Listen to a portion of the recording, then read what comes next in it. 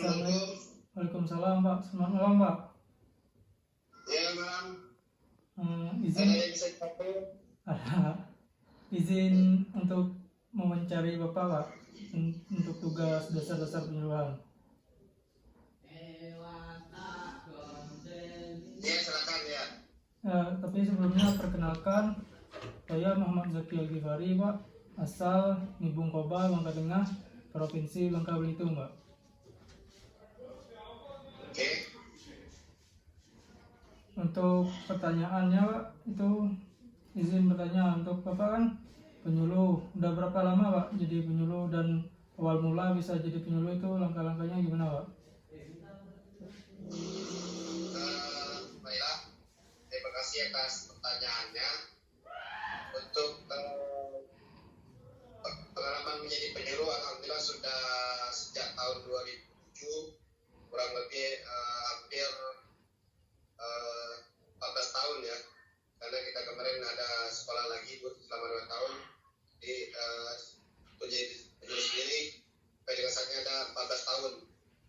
Untuk awalnya saya menjadi penyuluh itu karena saya memang background pendidikan S1-nya itu adalah penyuluh pertanian. Jadi saya sesuai dengan background dan peminatan saya, jadi saya berminat untuk jadi penyuluh pertanian. Dan alhamdulillah sekarang sudah sebagai ASN di Dinas Pertanian dan Ketahanan Pangan Kabupaten Bangka Tengah. Dan sekarang tugasnya di Desa Nipu.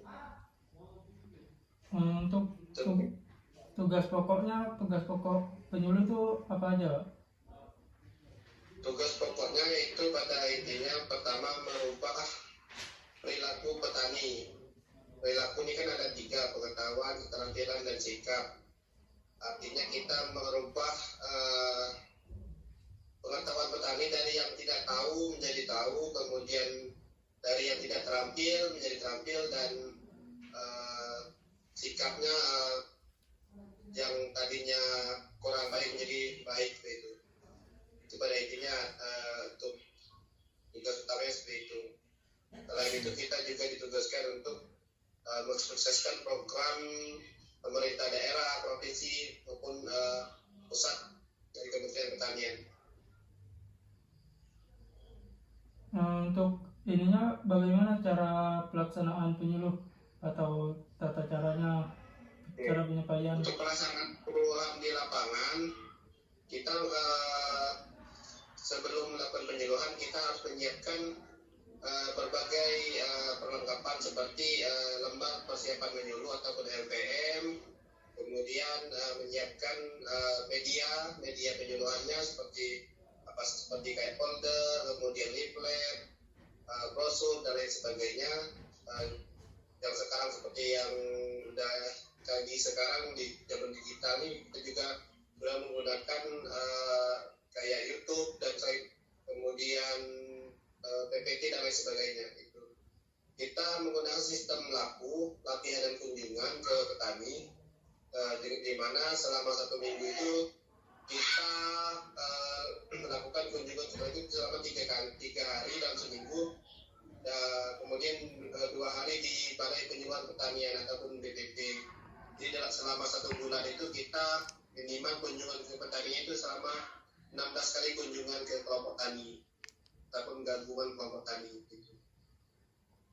Untuk materi dan metodenya itu ada ya, misalnya metode yang digunakan untuk penyampaian ke masyarakat itu. Oke, jadi materi yang sering kami sampaikan ke petani itu sesuai dengan kebutuhan petaninya. Tergantung topiknya itu apa yang petani butuhkan. Jadi bukan di kita yang menentukan, tetapi sesuai dengan kebutuhan petani. Karena kalau petani sudah membutuhkan materi tersebut, ya otomatis mereka juga nanti akan termotivasi dan semangat untuk mengikuti kegiatan penyuluhan pertaniannya gitu. Kalau untuk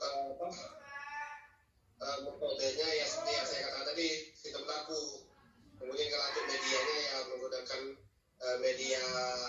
berbagai media yang saya katakan tadi gitu. lagi pertanyaannya. Bagaimana kondisi petani di Bangka Belitung, khususnya di Bangka Tengah, Pak? Kan sekarang kan lagi musim kemarau. Apa ada cara untuk ininya? Oke, kalau memang benar sekarang di Kabupaten Bangka Tengah, khususnya memang lagi musim kemarau, tapi alhamdulillah dalam minggu-minggu ini sudah mulai musim hujan, sudah turun hujan. Untuk kondisi di lapangan, pada saat ini petani tetap melaksanakan kegiatan budidaya tanaman mereka, baik itu tanaman perkebunan, kemudian pertanian, tanaman pangan dan hortikultura, dan lain sebagainya. Kita terus memberikan motivasi kepada petani untuk menggunakan berbagai sumber air yang ada, seperti kalau di Bangka Tengah kan banyak tuh, selain dari sumur gali, kita juga ada yang petani yang menggunakan sumur bor, kemudian aliran sungai yang mengalir di area perkebunannya, kemudian bisa menggunakan juga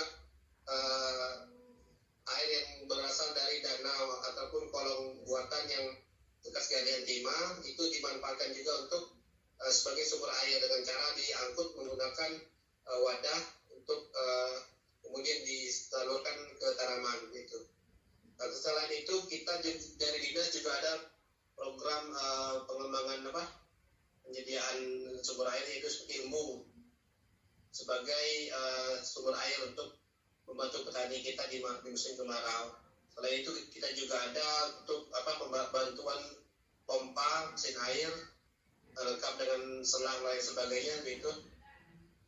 Itu mungkin yang kita lakukan. Pada intinya pada musim kemarau petani kita tetap melakukan budidaya dan kita terus memberikan motivasi kepada mereka.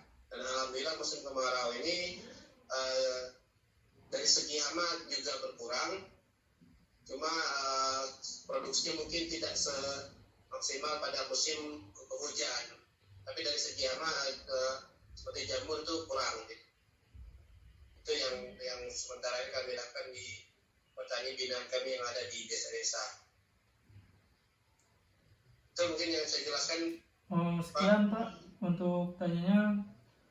Terima kasih atas waktunya Pak. Ya, terima kasih. Semoga lancar kegiatan sekolahnya. Ya Pak, siap. Ya. Terima kasih banyak Pak. Waalaikumsalam.